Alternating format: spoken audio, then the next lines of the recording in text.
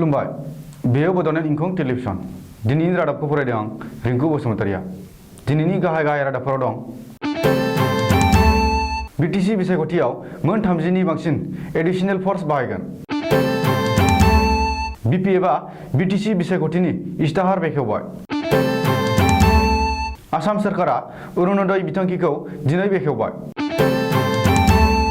हाबानि समाव हौवा गोदान हिन्जाव गोदाना आबुं थं धोरोम आरो बोसोरारि आयनि फोरमानलाइ जमा होनांगोन ओइचएस जोबथा आनजादाव सेथि मासियाव उथ्रिनाय 37,000 फरायसुलिफोरनो सोरखारा स्कुटि होसिगोन नरेन्द्र मदिया आबादारिफोरनि सिगाङाव खर' गंग्लायबाय दानिया आबुं रादाब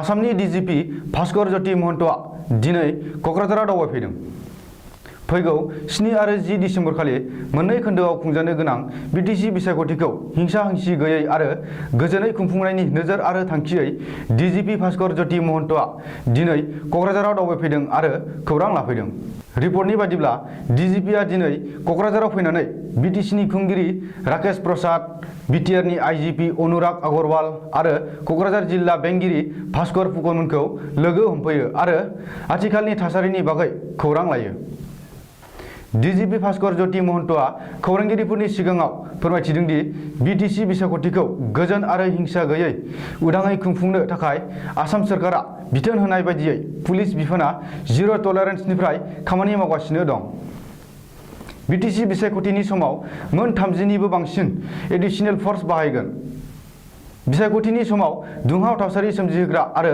हिंसायारि जाथाय खालामग्राफोरनि सायाव पुलिस बिफाना गोख्रों साजा होनायनि राहा लागोन होननानैबो डिजिपिआ बुंदों बेजों लोगोसेनो बिटिसि बिसायख'थियाव गोजोन आरो खौसेयै बाहागो लानो थाखायबो बिटिआर हालामनि रायजो राजाफोरखौ आसामनि डिजिपि भास्कर ज्योति महन्तआ खावलायदों थांनाय 15 बोसोराव बिटिसिनि खुंथायखौ दखल खालामनाय आरो हाग्रामा महिलारि दैदेननाय बिपिएफ दोलोआबो बिटिसि बिसायख'थिनि इस्ताहार बेखेवबाय मैया समबारखालि दोलोनि गाहाय हाग्रामा महिलारिया बिटिसि बिसायख'थिनि इस्ताहारखौ बेखेवदों उदालगुरि जिल्लानि बेन्दोंआव थानाय 37 नं धनस्री बियाबनि लावदुंपारायाव बिपिएफ दोलोआ गावनि बिसायख'थि इस्ताहारखौ बेखेवदों बिटिसि ओनसोलाव रायजो जानाय गासैबो हारि हारिसानि जौगानायनि थाखाय आफाद दानाय हा गैजायै सुबुंफोरनो हानि मोनथाय होनाय बड'लेण्डनि आदर्श बिथांखिनि जोहै धोरोमारि दावबायारिफोरनो अनसुंथाइ होनाय फरायसाफोरनो स्टुडेन्ट एन्ड युथ वेलफेयार दाना होनाय बिटिसिनि मोनफ्रोमबो गावसुंथा हान्जाफोरनो 50,000 रां अनसुंथाइ होनाय आरो माखासे बिथांखिफोरखौ लानानै दोलोआ गावनि इस्ताहाराव लिरदों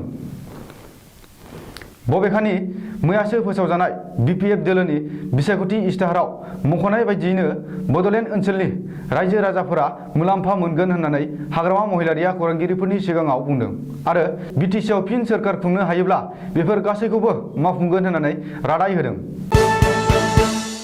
बिजेपि दैदेननाय आसाम सोरखारनि बेसेन गोसा आरो बयजोंबो लुबैजानाय अरुणोदय बिथांखिखौ दिनै बेखेवबाय आसामनि गिबि मन्त्रि सर्बानन्द सन'वाल आरो गोहो गोरा मन्त्रि डक्टर हिमन्त बिश्व शर्मा मोनहा दिनै अरुणोदय बिथांखिखौ अफिसियेलि बेखेवनानै होबाय गुवाहाटी आमिनगावआव थानाय नुमाली जाला पेरेड ग्राउन्डआव अरुणोदय बिथांखिखौ दिनै बेखेवदों बेजों लोगोसेनो अरुणोदय बिथांखिनि खाबु मोनग्राफोरनो नभेम्बर दाननि मोननो गोनां 830 रांखौ दिनै बेंक एकाउन्टआव सोनानै हरो मख'नो गोनांदि बिटिसिनि मोनब्रै जिल्लाखौ नागारनानै अरुणोदय बिथांखिखौ दिनै आसाम सोरखारा बेखेवदों बिटिसि बिसायख'थिनि मडेल कड अफ कन्डाक्ट सोलिगासिनो थानायनि थाखाय बे गोदान बिथांखिखौ बिटिसिआव थिसननो हायाखै रिपर्टनि बादिब्ला दिनैनि बे हाबाफारियाव बाहागो लानानै बे थांखि गोनां बिथांखिखौ मावफुंनायनि थाखाय गिबि मन्त्रि सर्बानन्द सन'वाला राङारि मन्त्रि डक्टर हिमन्त बिश्व शर्मा आरो बिथांनि टीमनो साबायखर बावदों बबेखानि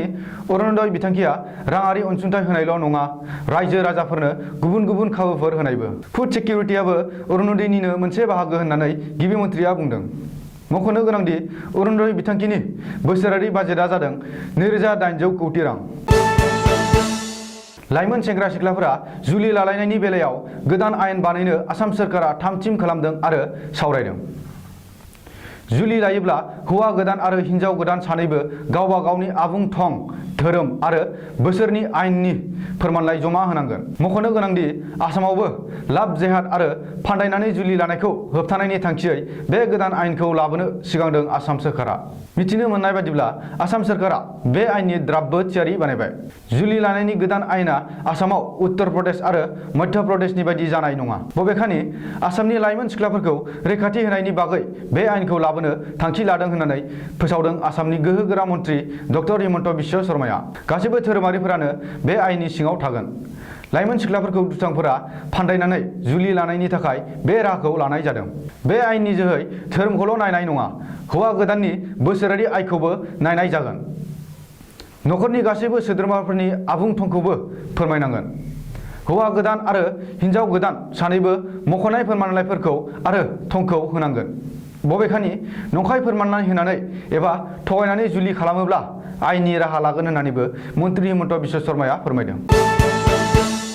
थांनाय 2016 मायथाइनि विधानसभा बिसायख'थिनि समाव बिजेपिआ रायजो राजाफोरनो खोथा होनाय बायदियै ओइचएस जोबथा आनजादाव सेथि थाखोआव उथ्रिसारनो हानाय 37,000 फरायसुलिफोरनो आसाम सोरखारा स्कुटि होसिगोन।